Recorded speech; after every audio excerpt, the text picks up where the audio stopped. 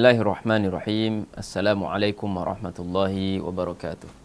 Alhamdulillah wassalatu wassalamu ala Rasulillah wa ala alihi wa sahbihi wa man ittaba'a hudah. Amma ba'd.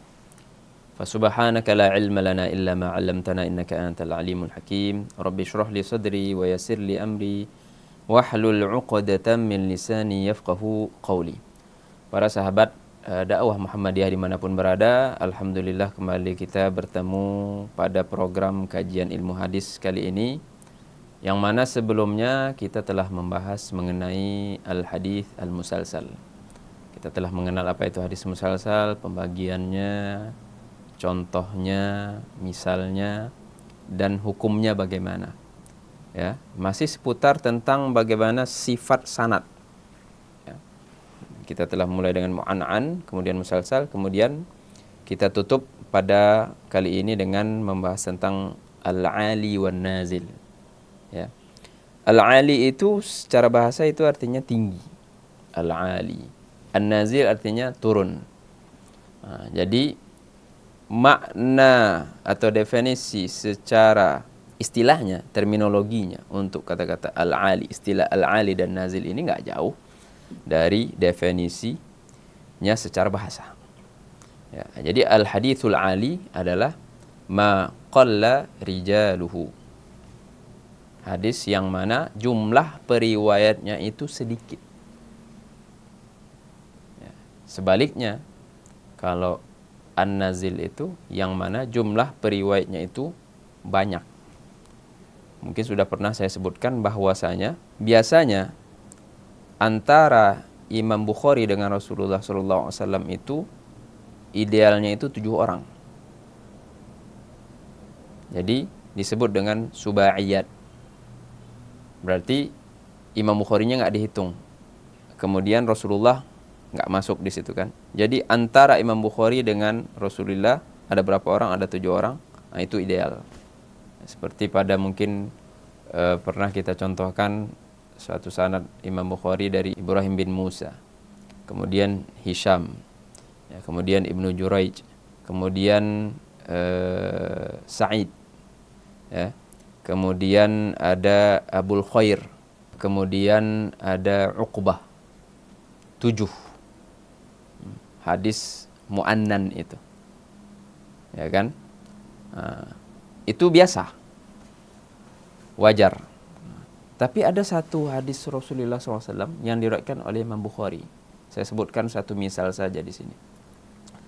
Hadisnya adalah ketika Rasulullah SAW bersabda, "Man yaqul alayya ma lam aqul, falyatabawwa maq'adahu minan nar."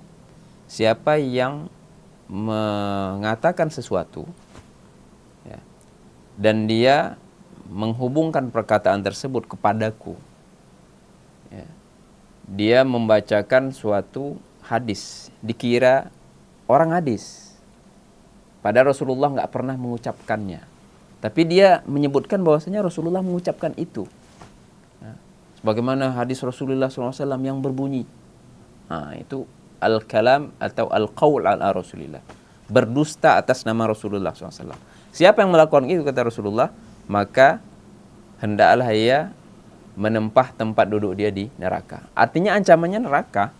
Jadi ini enggak sama seperti seseorang yang berdusta, tidak sama dengan orang yang berdusta atas nama si fulan dari selain Rasulullah SAW, enggak sama. Berdusta atas nama Rasulullah bukan hal yang biasa. Makanya Rasulullah ancam dengan neraka. Sekarang kita lihat di sanadnya bagaimana. Ternyata hadis ini diriwayatkan oleh Al-Imam Al-Bukhari.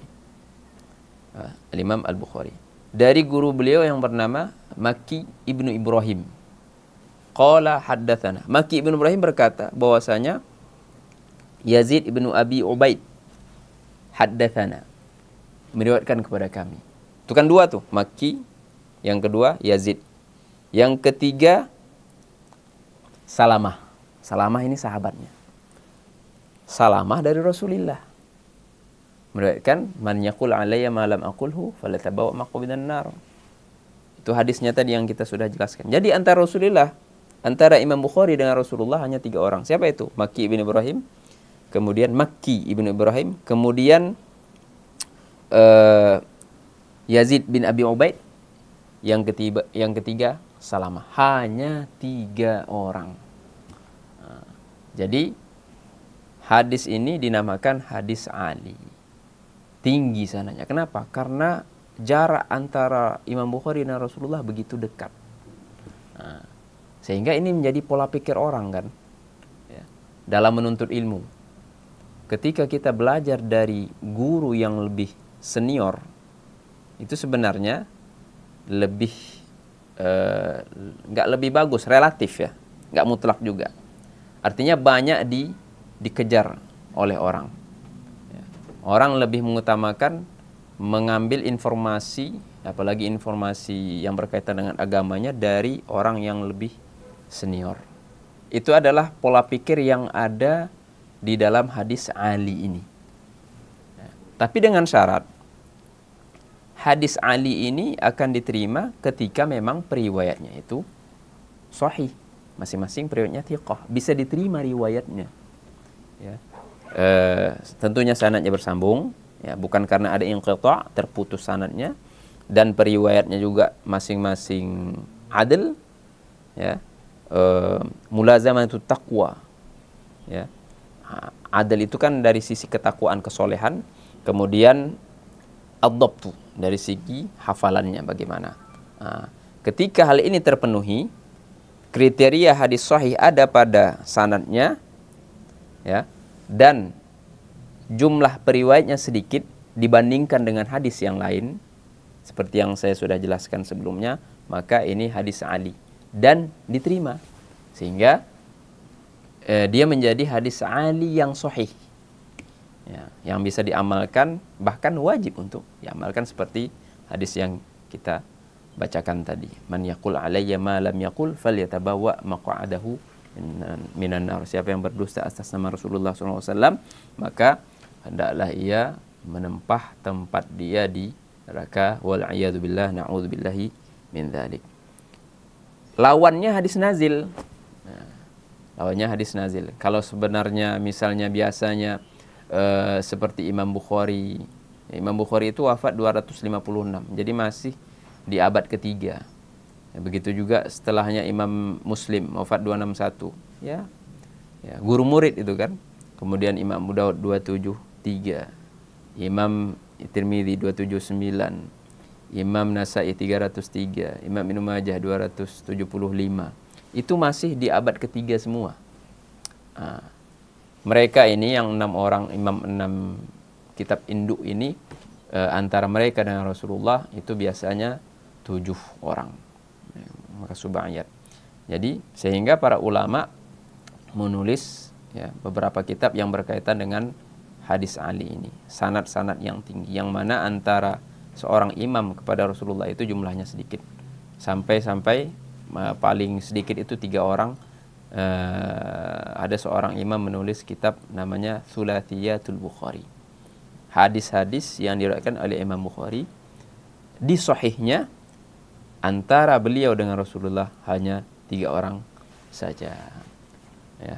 Imam Ahmad pernah suatu ketika di perjalanan ditegur oleh temannya, ya, mau kemana? Mau ke sana, ya, suatu tempat dia sebutkan. Kemana? Ke Imam Syafi'i sebenarnya, karena Imam Syafi'i adalah muridnya Imam Ahmad. Si teman ini bilang, kenapa kamu nggak pergi ke majelis yang satu lagi? Kenapa? Karena di situ ada majelis hadis yang mana gurunya itu udah sepuh. Artinya antara dia dengan Rasulullah itu sedikit loh. Kenapa kamu justru memilih majelisnya Imam Syafi'i? Ya memang karena kita lihat umur Imam Ahmad dengan Imam Syafi'i itu berdekatan, nggak begitu jauh, ya. Ya, kalau Imam Ahmad wafat 241, Imam Syafi'i wafatnya tahun 204. Ya, paling 30-20 tahun jaraknya.